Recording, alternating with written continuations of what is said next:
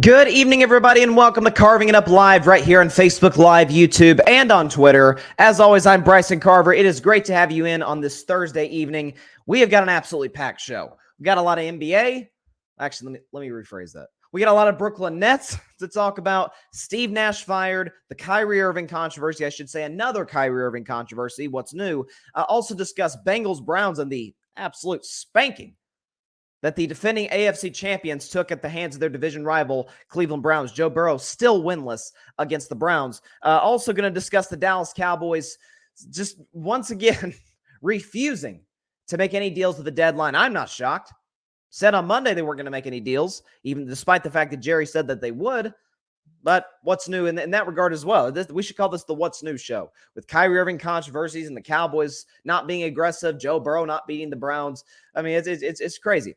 And at the end of the show, of course, I will predict tonight's matchup between two teams whose cities are in the World Series, the Philadelphia Eagles and the Houston Texans. I do not think that tonight's game will end up like I think the World Series will. But if you guys didn't see my World Series prediction, then well, you guys probably have a decent guess for where I'm going there. But first, Steve Nash was fired on Tuesday afternoon. Or I should say, according to Shams Charania, he and the Nets agreed to part ways. Now, a lot of people in the media seem to be making it like, oh, Steve Nash and the Nets, they agreed, hey, we're going to fire you. Steve Nash agrees. Yeah, okay, I agree. You should fire me. That's not how the situation went. I think, given what I know about that situation, given some of the reports that's come out since this summer about Steve Nash, his dynamic with Kyrie Irving, especially with Ben Simmons, with really the entire organization as a whole, this seems like something that Steve Nash went to the front office and essentially resigned. That's what it seems like this is. Because we know about the issues this offseason with Steve Nash. There was an incident when it was either August or September when he had the whole team over to his house. And basically it's like a team bonding experience. And Kyrie Irving reportedly disrespected Steve Nash in front of the whole team. Now, this doesn't seem new. Other reports from other reporters in Brooklyn talk about, you think the games were bad. Be around shoot around. Be around practice. They said it was a circus with this guy. Now, it's not that surprising, considering the fact that just 2 years ago, a month after Steve Nash was hired to be the head coach of the Brooklyn Nets in September of 2020, Kyrie Irving said, quote, I don't really see us having a head coach. You know what I mean? KD could be a head coach. I could be a head coach. It's a collaborative effort.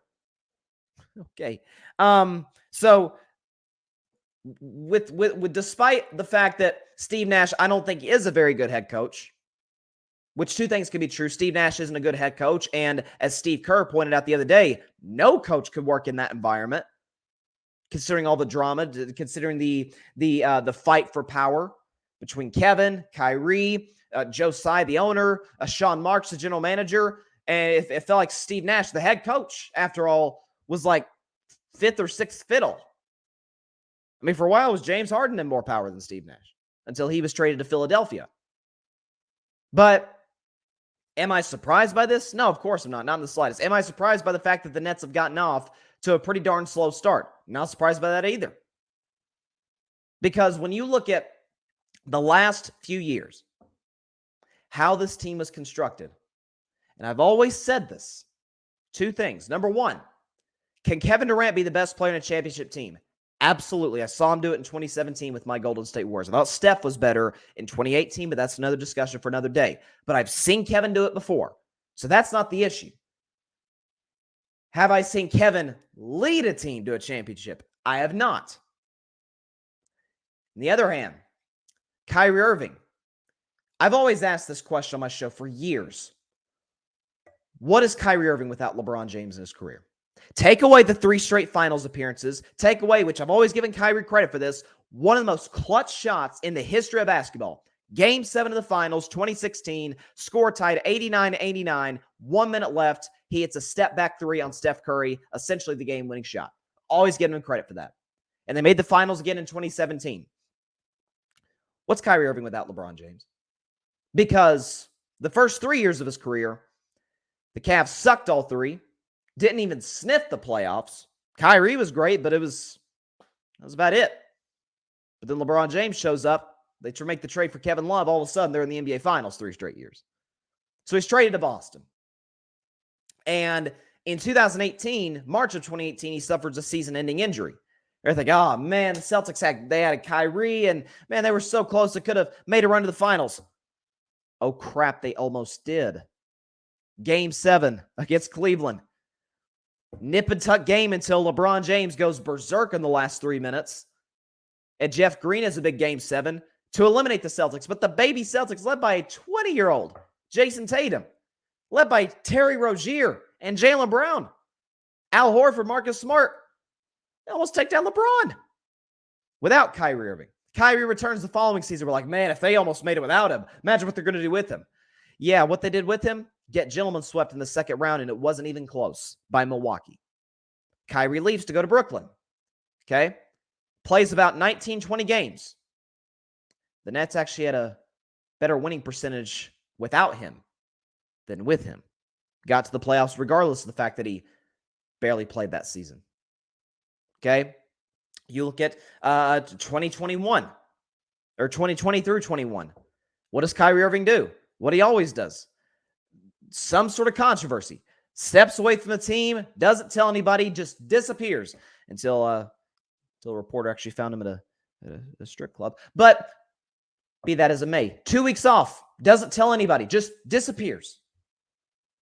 I've criticized Aaron Rodgers for that. At least Aaron Rodgers does that in the offseason. Doesn't do it in week 10, 11. Kyrie Irving did. And then last year, we all know about the vaccine controversy, which completely derailed any hopes the Brooklyn Nets had of winning a championship. And now this year, which I'll get to Kyrie later, the anti-Semitic promotion of the Amazon film, as well as the promotion of an Alex Jones conspiracy theory. This is what Steve Nash was dealing with, folks. He's also dealing with a third star, a former All-Star, who is terrified to shoot, who's never been a shooter, good at everything else, can rebound, can pass, can run your offense as a 6'11 point guard, is a tremendous. I picked Ben Simmons this year, despite all the issues I have with him, to be the defensive player of the year. Because frankly, I thought he should have won it a couple of years ago over one of my least favorite players in the NBA, Rudy Gobert, but I thought he was the best defensive player in the league that season. And I figured, hey, he's not going to be asked to be a scorer. It's going to be Kevin, Kyrie. That's their job. They got shooters with Joe Harris and Patty Mills and Seth Curry. Ben Simmons has one role, okay? Be efficient, run our offense, and lock up the best player defensively. And he's out here airballing layups. Again, I want to reiterate, this is what Steve Nash was dealing with. And so, sort of the irony of this is that the head coach, the Kyrie Irving and Kevin Durant wanted, well, he's gone now. And in comes, at least according to reports, Ime Udoka. We all know about the controversy in Boston, suspended for a year, reportedly in a relationship with a female staffer. Not sure how that's going to get sorted out with Brooklyn, how they're going to, the organization's going to earn his trust. Put that aside. Strictly basketball. I am curious to see how this works. Because what do we know about Ime Udoka as a head coach? No BS. As a matter of fact, I would argue, because the fact that it was a young team in Boston last season, still relatively young. Jason Tatum's 24, 5. Jaylen Brown about that same age. I think Ime Udoka coming in to replace Brad Stevens, I think it was a little bit of a culture shock for the Boston Celtics, and that's why they got off to a pretty bad start last season. But once New Year's hit, boom, they got in a roll and came within 2 games of winning the NBA championship, but fell short against my Warriors. Now he's coming to Brooklyn with Kyrie and Simmons, and we all know KD can be difficult. He was difficult with Steve Kerr. How's it going to work with Ime Udoka? I can't wait to see this. I think it's going to be a disaster. Honest to God, I swear I do. Because The dynamic between those stars, I'm not even going to call Simmons a star, KD and Kyrie and Udoka, for a team that is allergic to playing defense. Oh man, I can't wait to see this. This is going to be just beautiful. And so, was I shocked that Steve Nash was essentially let go by Brooklyn? No, for a couple reasons. A, he's not a very good head coach. If you watch the Nets offense under Steve Nash, it's basically give the ball to number 7 or give the ball to number 11 and get out of the way. Let them make stuff happen, which that's fine if they're on a roll. If they've hit 2-3 straight shots, it's like, okay, get out of the best player's way, let them go to work. But every single play, they don't run anything. Golden State runs plays, obviously, as smoothly as anybody in the NBA. Boston runs plays. Cleveland, under J.B. Bickerstaff, they run plays. What a game last night, by the way, between the Cavs and the Celtics, right? The Grizzlies run plays. Heck, Portland runs plays. Everybody runs plays. Brooklyn really doesn't. It's basically Kevin or Kyrie save us. That's no way to put yourself in the championship conversation at all. So, two things can be true. A, he's not a very good head coach, and B, there's only so much more of this he could take. And frankly, I can't say I blame him.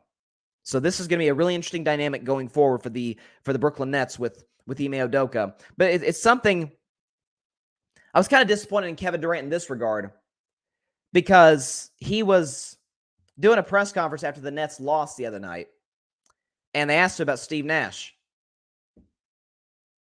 Guy didn't even seem that disappointed. He didn't. He said, yeah, I just woke up after a nap and saw we fired him.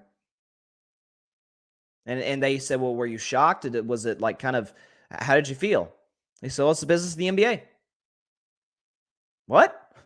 Look, I get KD was trying to get Steve Nash fired this offseason. It basically said it's either Nash or me. Remember the trade request during the summer? But, geez, you can't even show at least a little bit of, I feel bad he got fired. Just a little bit? No, because that's the dynamic in Brooklyn. This was doomed from the beginning. Everybody was all mesmerized with the town. Oh my God, it's KD and Kyrie teaming up. Like, has Kyrie proven anything aside from LeBron James? And has KD proven that he can lead a team to a championship? The answer to both questions are no. I can't wait to see how this plays out with Udoka, though. It is going to be chaos, and I'm all here for it. But I'll tell you, though, when you look at Brooklyn compared to the rest of the NBA, it ain't even close. I mean, you look at Boston, looks great with, is it Joe Mazzulla? Is that their new head coach? I think that's his name. Who's done a tremendous job. Seemed like they haven't really missed a beat without Ime Udoka. We'll see if that continues to play out throughout the season. It is only November 3rd. We got a long season to go. You've got Cleveland looks great, which I picked Cleveland to be my 3 seed this year. But Darius Garland, and he came back last night from injury, looked excellent. Karis LeVert's out here dropping 40 burgers. So's Donovan Mitchell. I mean, you got crap. What's his name? Evan Mobley balling. I'm telling you, this is why I picked J.B. Bickerstaff to be my coach of the year. I think Cleveland, and I don't like saying this because I don't like Cleveland. I don't like Cleveland sports. Don't like the Guardians, the Browns, the Cavs, especially the Cavs. Any of them. But I got to give credit where it's due. They look good. They look really good. And so expect the Cavs to continue to make this big jump this season. Whereas my Warriors, good night. Off to a 3-5 start. I'm not going to panic because it is the Warriors after all. We are 4-time NBA champions of the last 8 years, but jeez. It's just like I was talking about the Nets. It's like the Warriors are allergic to defense. It's hard to watch. But let me get a drink of water for this one because I'm going to need it for this segment.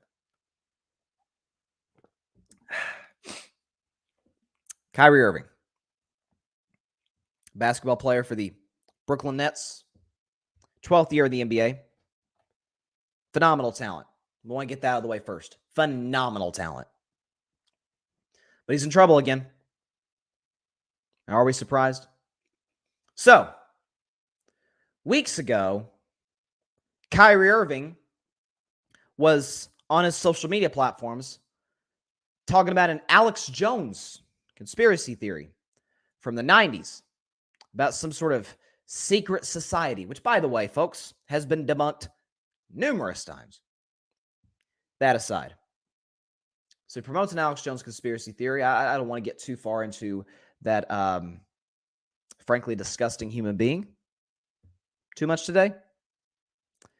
And then the other day, he promotes an anti-Semitic film. People are like, well, why is it anti-Semitic? It's a good question. Listen, we should all ask questions about this stuff. You look at this movie, which is, by the way, based off of a book. It's a 2018 film directed by Ronald Dalton Jr. It's called Hebrews to Negroes. That's what the book is called. The 2018 film is based upon a 2015 book of the same name, and a description for the film states that it, quote, uncovers the true identity of the children of Israel, while a similar one for the book reads, quote, since the European and Arab slave traders stepped foot into Africa, blacks have been told lies about their heritage.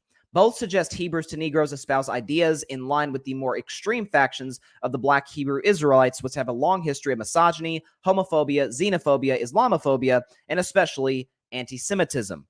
Let's see. Yeah, this says, at one point in the purported documentary Irving shared, Dalton, who also narrates the film, brings up, quote, the real truth about the slave trades. He claims that when teaching slavery, schools don't mention the involvement of the Catholic Church, Arab, East African, or Islamic slave traders, or the Jewish slave ships that brought our West African Negro or Bantu ancestors to slave ports owned by Jews. Also, it has a quote by none other, a false quote, by the way, but albeit a quote by one Adolf Hitler. And it was Kyrie Irving who put this film on his IG stories. I don't know if he posted on his Twitter. I didn't check his Twitter, but it was on his Instagram stories the other day. And he got into this like big back and forth argument with Nick Friedel, who's an NBA reporter, does a great job going back and forth. And Nick Friedel said, why are you promoting this? You can look this clip up on YouTube, folks. Nick Friedel's like, why are you promoting this? And Kyrie's like, I'm not promoting anything. I'm just sharing it on social media. He said, yeah, but you have a big platform, Kyrie, so you putting something this controversial on social media with all the millions of followers you have sounds like you're promoting it. He's like, no, you're just trying to create some false narrative about me. It's like, dude, that is exactly what you're doing. And so, first of all, I want to, before I can get to Kyrie specifically, I have always said that I think Adam Silver is the best commissioner in sports. I like Goodell more than most, and I think I, like everybody else, do not like Rob Manfred. Adam Silver, to me, in terms of growing the NBA worldwide, in terms of growing the league, in terms of the player empowerment, in terms of some of the changes he's made. By the way, one of the newer changes he's made, play-in tournament. I think it's great. We all love the play-in tournament. 2 years in. Adam Silver dropped the ball on this one. Big time. Because Kyrie Irving promotes these anti-Semitic beliefs. By the way, similar to that of Kanye West. Didn't go as strong as Kanye, but along the same lines. Adam Silver, as Charles Barkley so eloquently pointed out on Inside the NBA the other day, himself is Jewish. How Kyrie Irving did not get suspended is unknown to me. Because if we are going to stand for all types of hate, we got to include anti-Semitism in there, whether it be racism or xenophobia, homophobia, all of it. If we are criticizing one's religion, which, by the way, Kyrie Irving is, it's unacceptable.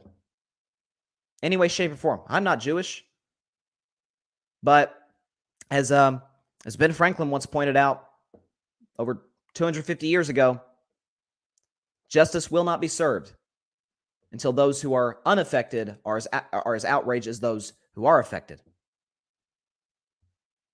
How Kyrie Irving was not suspended for this is unbelievable to me. I mean, even fined. If you don't want to suspend it, okay, fine him. You just fined Anthony Edwards this summer for using a homophobic slur. Got no problem with it. But he should have been fined. But why not Kyrie? Is it because he's the vice president of the Players Association? Which, by the way, players, this is your vice president? CJ McCollum, I believe, is the president of the Players Association, does a tremendous job. CJ McCollum is tremendous. He's excellent. And this is who they voted as VP? But that aside, it's a Kyrie specifically. It's Kyrie specifically.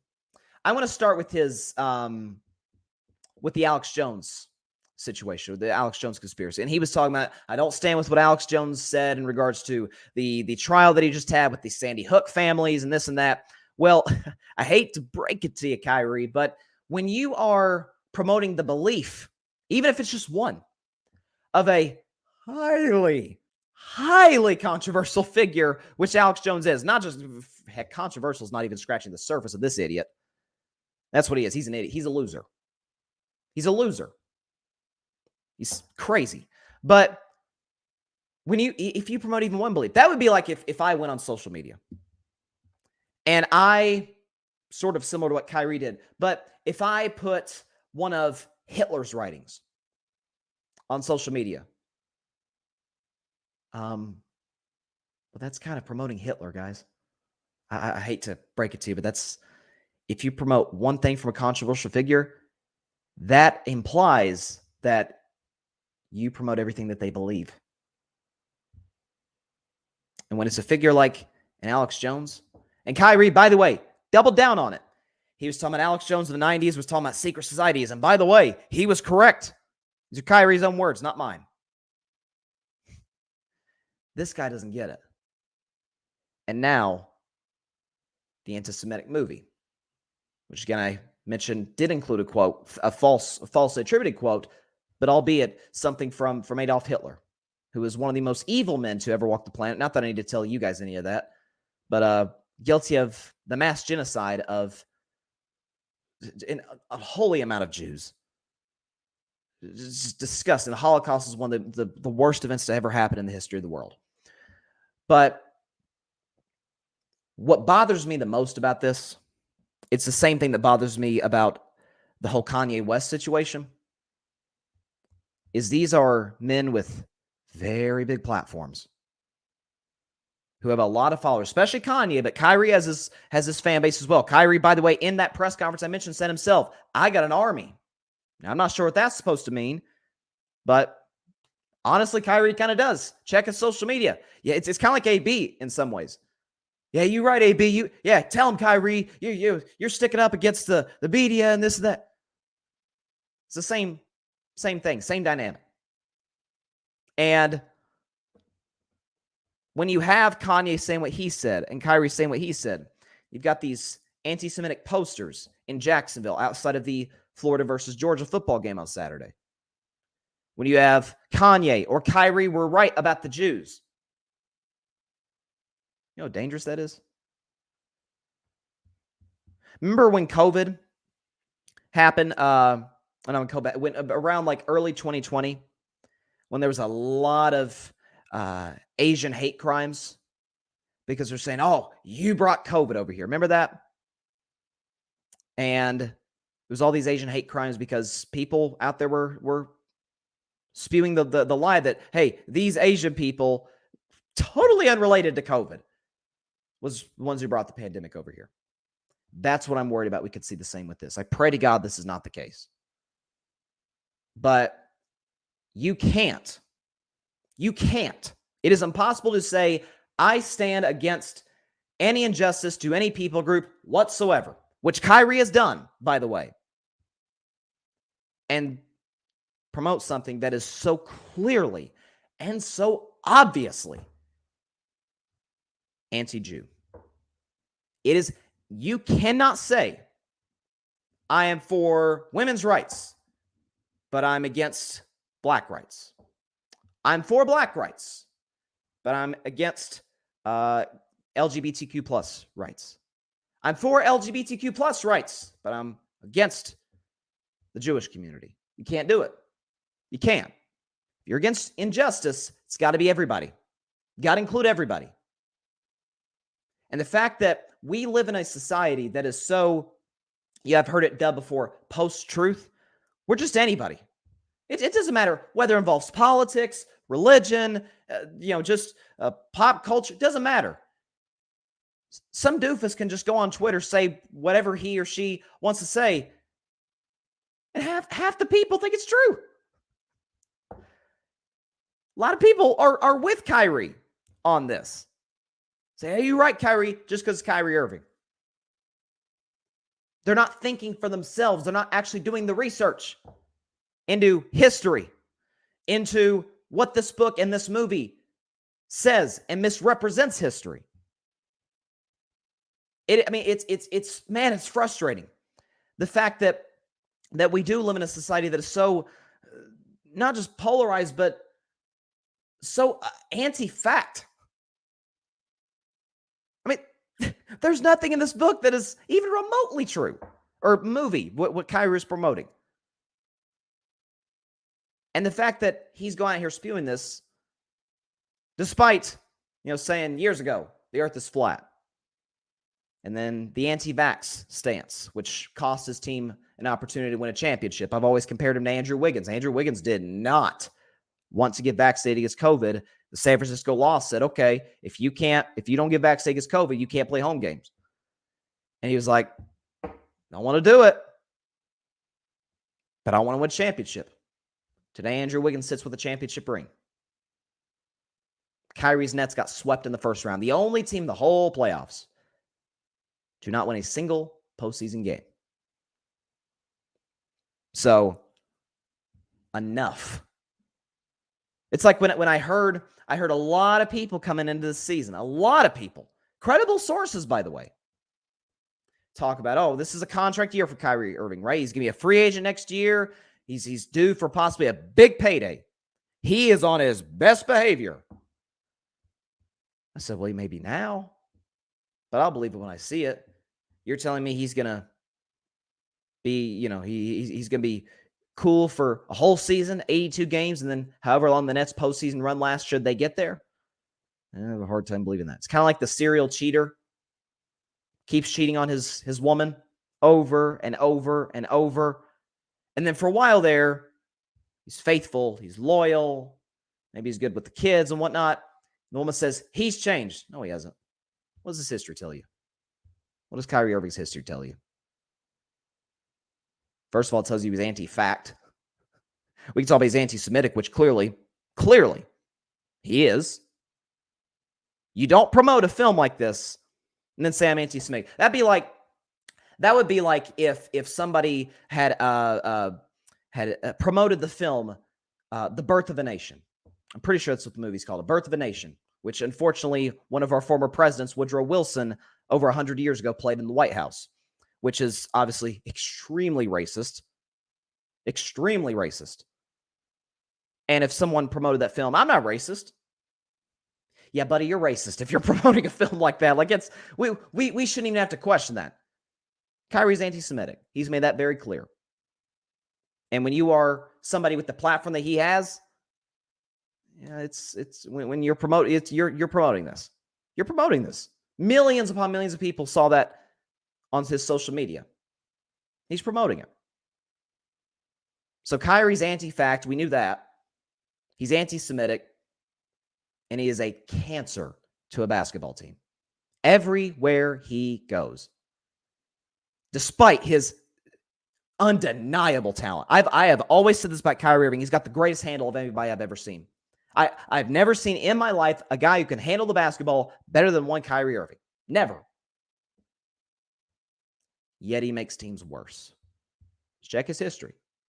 In Cleveland, definitely in Boston, and in Brooklyn. And frankly, I'm just going to go and say this. Given his history, he's a bad guy. Saw how he dealt with Steve Nash, how he dealt with his teammates in Boston, how even LeBron could not stand him at the end in Cleveland,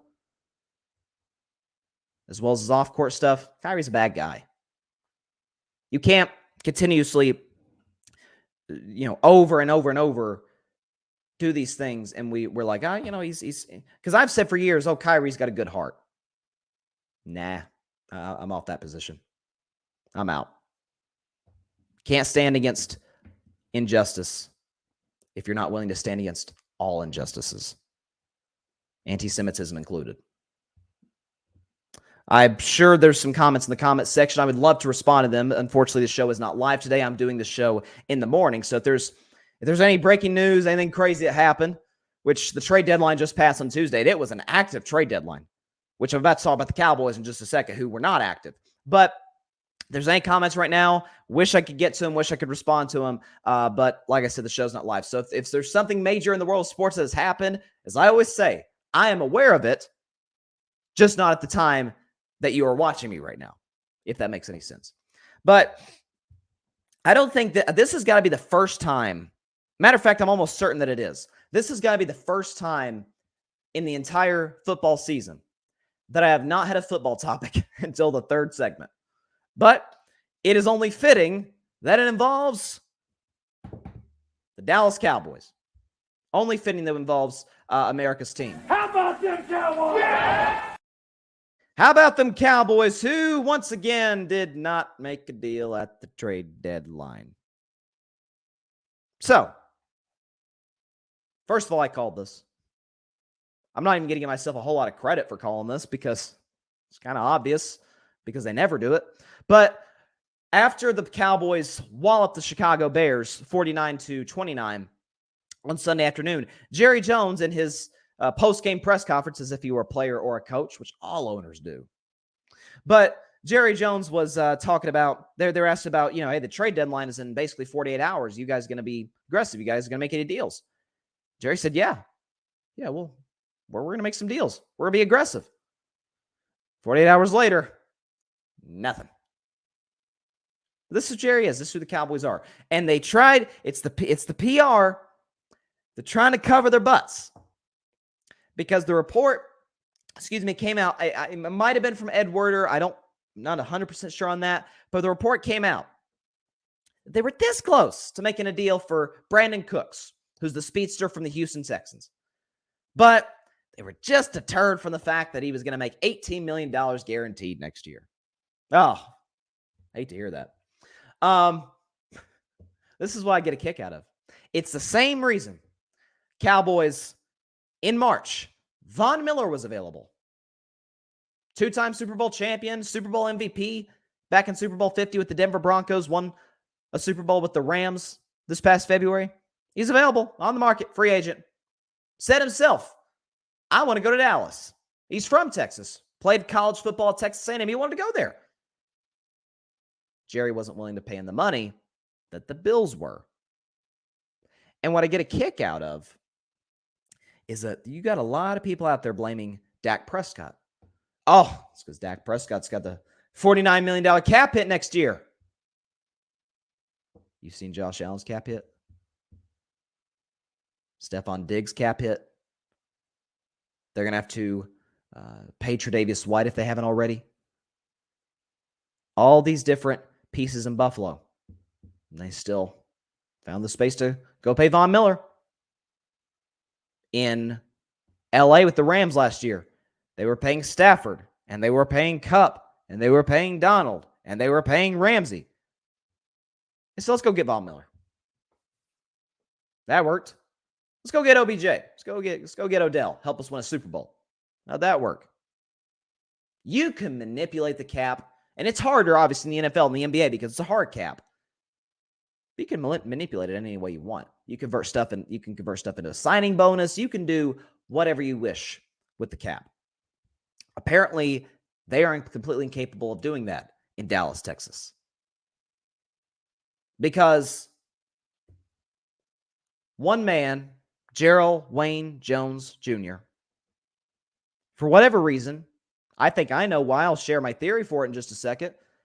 But in the last quarter century, really hasn't made any big splashes in free agency. You know what I think that is?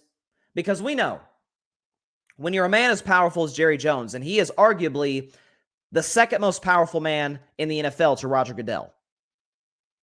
You could put Bob Kraft in that category, but really the reason the owners listen to Bob Kraft is because his team was winning the Super Bowl every other year. Okay, they won 6 titles in 2 decades. They're going to listen to Bob Kraft. Jerry Jones, on the other hand, it's strictly business. right? The Cowboys are the most valuable sports franchise, not just the NFL, but the whole wide world. They're going to listen to him, what he says.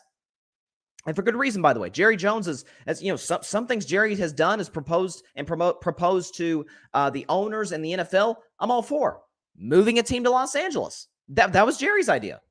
He said, let's move the Rams to Los Angeles. How great's that been? No offense to the great city of St. Louis. It's a great city, but the Rams belong in Los Angeles.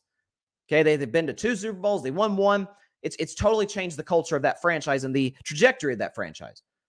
Okay, protecting quarterbacks. Now, I think the NFL has gone too far in protecting quarterbacks, but that was Jerry's idea. He's like, man, the quarterbacks are the moneymakers. They are the biggest reason that eyeballs are glued to the TV every Sunday afternoon. We got to make sure that they're protected. It was Jerry's idea. Give him kudos. I think the NFL's gone too far, but I get the gist of it. But when it comes to building a championship contender, he's completely incapable. Why is that? Because in Jerry's mind, there's one way to do it. The draft. Now, the draft has its value, without a doubt. Okay, I'm not saying that you should just ignore the draft, not develop any players, because Dallas, by the way, has done a pretty good job of that. Zeke, good pick. Dak, especially in the 4th round, great pick. Micah Parsons, phenomenal pick. Trayvon Diggs, excellent pick. They've done a good job. By the way, years ago, they had the best offensive line in football, all with guys they drafted. So, man, props to the Cowboys, mostly props to Will McClay, because he's basically kind of the draft expert, not Jerry or Steven.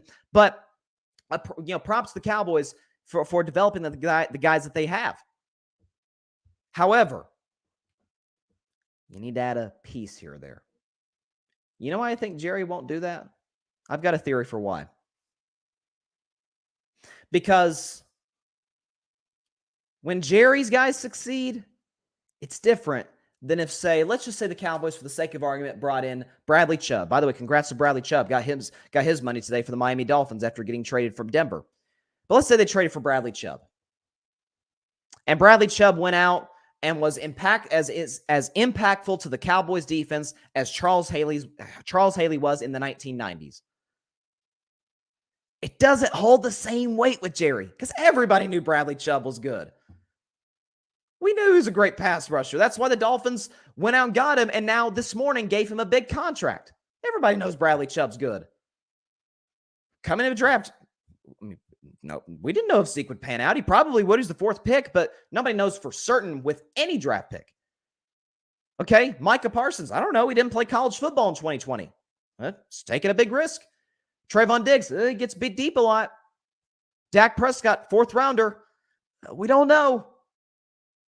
But when they pan out, Jerry wants to take all the credit. That's my guy. I found him. You say, well, Bryson, what about Amari Cooper? They made the big deal for Amari Cooper back in 2018. I'm glad you mentioned that.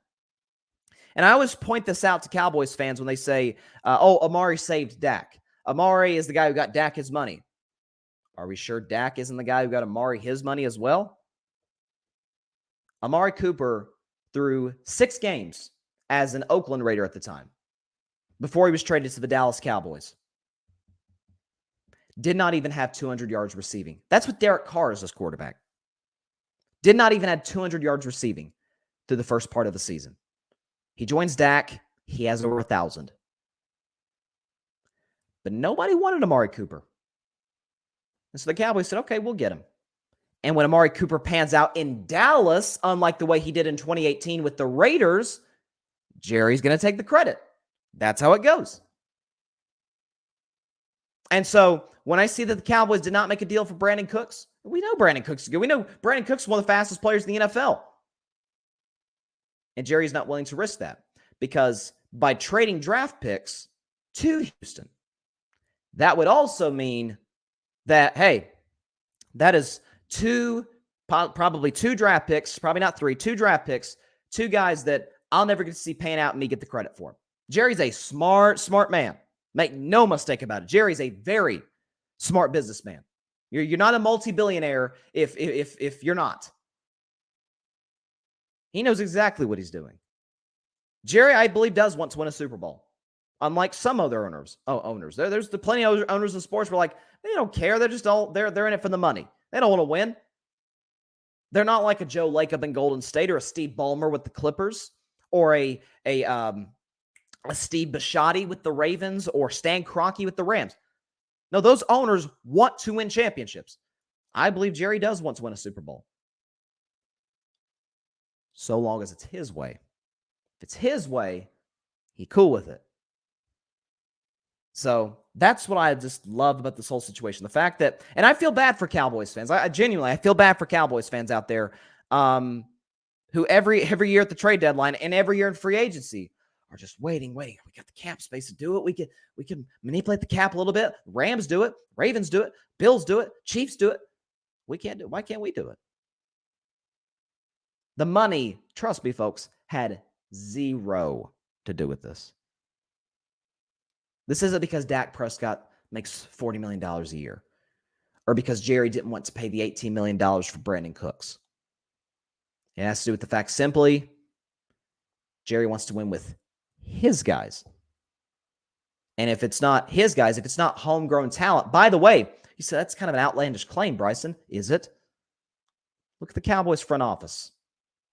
They're either their last names are Jones or they are in some way, shape, or form involved with the Dallas Cowboys in the past. Folks, I've criticized the Lakers for this. I've criticized Jeannie Buss heavily for this. Rob Pelinka, Kobe's agent. Phil Jackson, coached the Lakers. Okay, you've got the Rambus family involved. It's like you're hiring and you're consulting with bad people, not bad human beings, but bad people in regards to basketball to make your decisions. Why are you doing this? Jerry Jones is doing the same thing, except unlike Jeannie Buss, Jerry Jones is a meddling owner. He does the press conferences after games. He gives the injury reports. Not the team, not Mike McCarthy. He does. He second guesses coaches during the week, like fans do. There's nothing wrong with the fan doing it. Hey, fan has no control. You know, I got no problem with that. But Jerry also does it. It's always been my issue with him as an owner. Not just the meddling and the constant criticism of his franchise quarterback or even his constant criticism of his head coach. I'm not a Mike McCarthy fan, but could the owner give him just a little vote of confidence? I mean, Mike McCarthy, for all my problems with him, isn't incompetent. He's not Nathaniel Hackett. He's not Brandon Staley. I think he's a below average head coach. Make no mistake about it. Like he's clueless in some situations. But more times than not, Dallas Cowboys are ready to go. The issue with the Cowboys oftentimes is situational football and it's penalties. It's not for lack of being prepared. It's not for a lack of a bad game plan, more times than not. And if it is, usually that's Kellen Moore's fault, not Mike McCarthy's. But this is the issue I've always had with Jerry. He refuses to be aggressive in free agency and at the trade deadline, despite having the assets, by the way, and the cap space to be aggressive in both because it's not his guys. He did not discover them, or at least he in his mind didn't. He didn't discover Zeke. He didn't discover Dak or Micah Parsons or Trayvon Diggs. Jerry didn't discover those guys. Will McClay did. The scouting department did. But Jerry's going to take the credit for it. That's who he's always been. Not surprised whatsoever. That's who the Cowboys are. That's who Jerry Jones is. Never ceases to amaze me.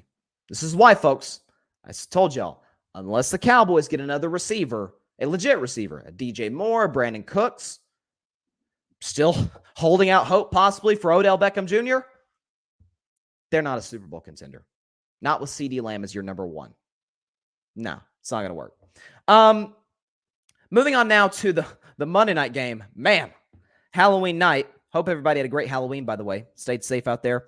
But we had the two orange teams, which props the NFL for scheduling that on Halloween night. You had the Cleveland Browns. You had the Cincinnati Bengals. The Browns won that game 32-13. And safe to say it was a bad night for the Bengals. It was a bad night for Joe Burrow in particular. Okay, he did throw a couple touchdown passes, but both were in garbage time. He had a pick, and he had a QBR 0 to 100 of 17.6. So not a good night for Burrow. Not a good night, by the way, for the Bengals running game, as they only ran the ball 10 times, which that's sort of my criticism. That's kind of my takeaway from that game is, and it feels like it's been the case all season. was Zac Taylor, who I was never a big Zac Taylor fan. I gave him his props last year for or his due share for the Bengals getting the Super Bowl. Obviously, Burrow deserved the bulk of the credit dealing with that atrocious offensive line. And the defense, by the way, did a good job at the postseason.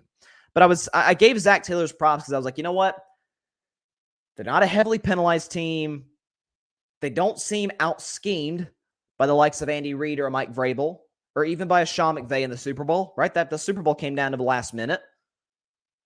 It's not for lack of preparation. It's just I don't know if he's the right man for the job. I don't know if he's the guy that can help the Bengals go over the top. I don't know what that game plan was. You're like, well, the Browns blew him out, so the Bengals couldn't really run the ball. If you watch that game, Cincinnati's defense got a couple turnovers. The score at halftime was 11-0. It was totally in reach for Cincinnati, without a question. And without Jamar Chase, nonetheless. So you know your number one receiver's gone. Yes, you have T. Higgins. Yes, you have Tyler Boyd. Yes, you have Hayden Hurst. Rely on Joe Mixon at least a little bit. We know what this guy's capable of. He's a 1,000-yard running back every year. Your offensive line, for as bad as it has been in pass protection, it was bad again on Monday night against the likes of Myles Garrett and company. It's pretty good in the run game. Now, it's obviously, anyone who knows offensive line play knows that it's obviously harder to pass protect than the run block. But nevertheless, commit to the run. Commit to the run with Joe Mixon. Eat clock. See if you can't build a lead. Make Jacoby Brissett beat you with his arm.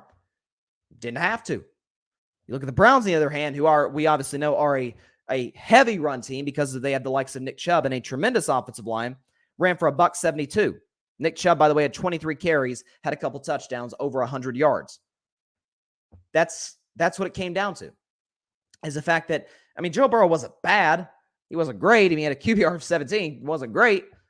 But relying on your running game, setting up a second and short, third and short, or even second and third and manageable. Right? Obviously, Burrow had the turnover earlier. But Cincinnati gets 2 turnovers in that first half. One off of a monster hit on Jacoby Brissett. I forgot to pick that off. I don't think it was Von Bell. I forgot who it was who intercepted that pass for Cincinnati. But it was Kevin Stefanski, who I think Kevin Stefanski is an excellent head coach. I really do. Heck, he just won Coach of the Year 2 years ago. That was a coaching masterclass against the likes of Zac Taylor. Wow, that was bad. So listen. I said Cincinnati would not win their division. I picked Baltimore to win the AFC North, Cincinnati to get to the playoffs, and then lose in the first round. But if this continues, and you look at Cincinnati's schedule moving forward, it's not exactly a cupcake, folks. If you look at Cincinnati's schedule moving forward, okay, they got Carolina this week. They should win that. Go to Pittsburgh. Now, Cincinnati's better than Pittsburgh, but that is Mike Tomlin. Okay? They go to Tennessee, Mike Vrabel. They got a home game against the Chiefs, Andy Reid. They got a home game against the Browns, Kevin Stefanski. Road game at Tampa Bay, Todd Bowles. Road game at New England, Bill Belichick. Home game, Sean McDermott. And then the last game of the year is against the Ravens, which is obviously John Harbaugh. That could decide the division. Man, it feels like the Bengals are at a coaching mismatch in almost all of those games. And that can cost you in the end. So this is something that I want to just go and put this out there. This could be something that the Bengals need to be worried about moving forward. Is if they're not committed to the run with Jamar Chase out, and if they're having to play from behind constantly, because listen, they made that big comeback against Kansas City. That felt to more like me. If you watch that game, Mahomes was careless with the football. Right, the play calling was suspect, especially late in the first half for Kansas City. That felt like it was more Kansas City letting Cincinnati back in the game as opposed to Cincinnati coming back to win the game, which they did. Give them props. But it felt like it was more what Kansas City didn't do as opposed to what Cincinnati did do. And so when you have a situation where you're going to be down in some of these games, you've got the quarterback to come back. Nobody's doubting Joe Burrow. But every great quarterback, I don't care who you are, needs at least a little bit of support from the run game. At least a little bit. And Joe Burrow did not get an ounce on Monday night. So, listen, Cincinnati should get right. get back to a winning record on Sunday. They face Carolina. Carolina's kind of they're down in the dumps after how that Atlanta game turned out there in the end. But Cincinnati should win that game. And what's the line for that? Bengals are favored -7. Okay, so that feels about right. They should be favored to beat Carolina. But this feels once again like Zac Taylor was out schemed.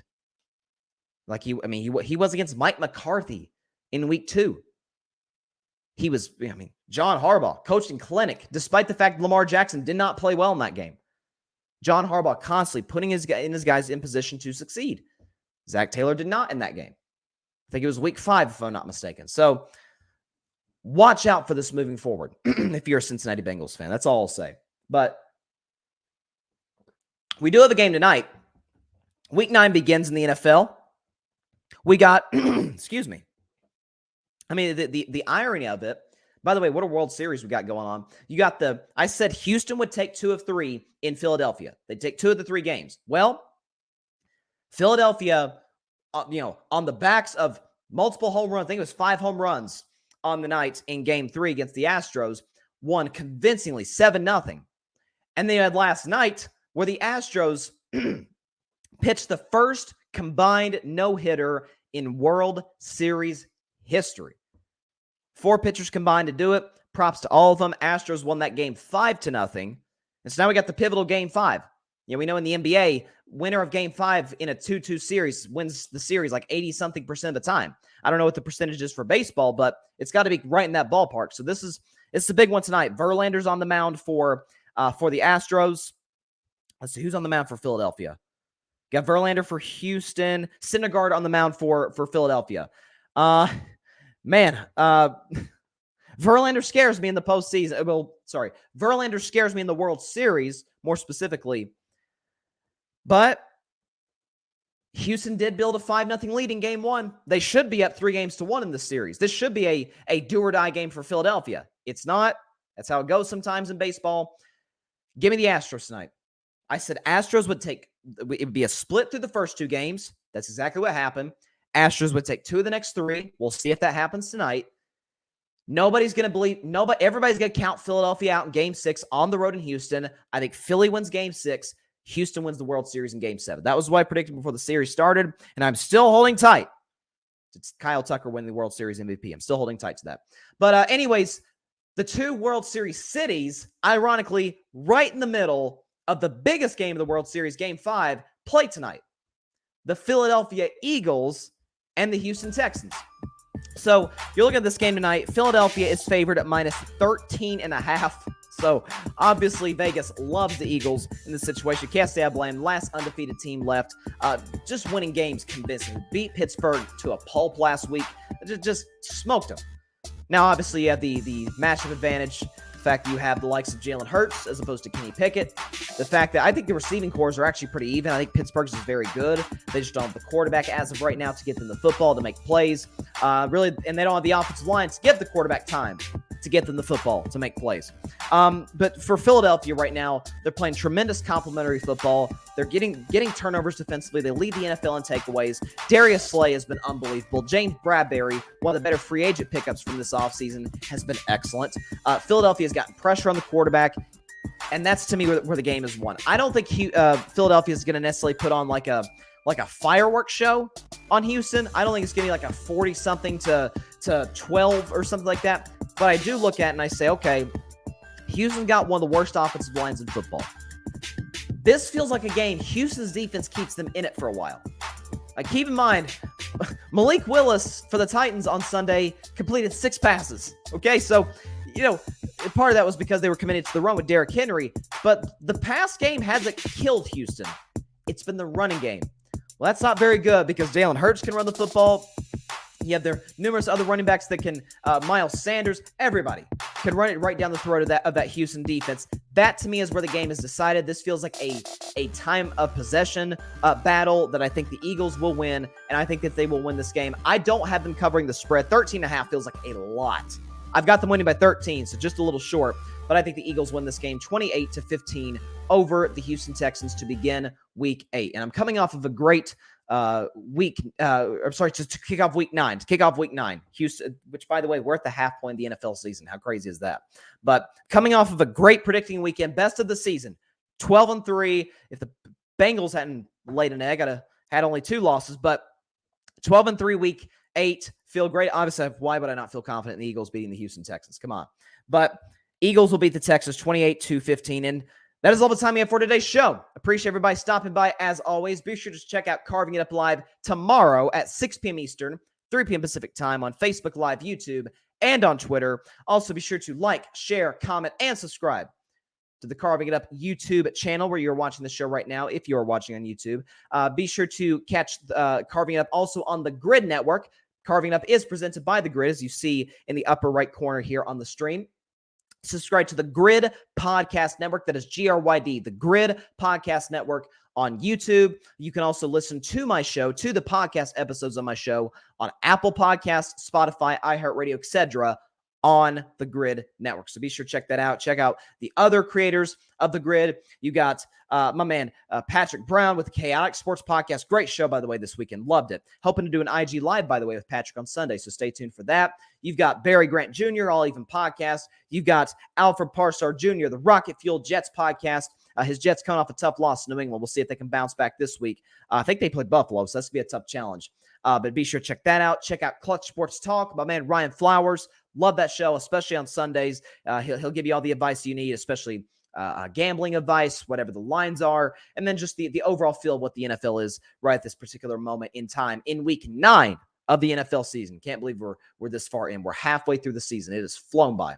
And tomorrow we'll give you my week 9 NFL picks, my Sunday picks at least. I'll save the Monday night game for Monday, as I always do, including my upset of the week, if I were a betting man, and the new segment from this season, Bryson's Bleak Bet. I'll also react to last night's game, and at the end of the show, I will predict the biggest game of the college football season. My number 1 University of Tennessee Volunteers taking on the number 3, the defending national champion, Georgia Bulldogs. I will predict that game at the end of the show tomorrow. So, hope everybody has a great evening. Continue to stay safe out there. God bless you all. Peace out. Let's go Stros. Thanks so much for watching the show on YouTube. Be sure to click that big red subscribe button and go check out the other clips and full shows of Carving It Up Live. Have a blessed day.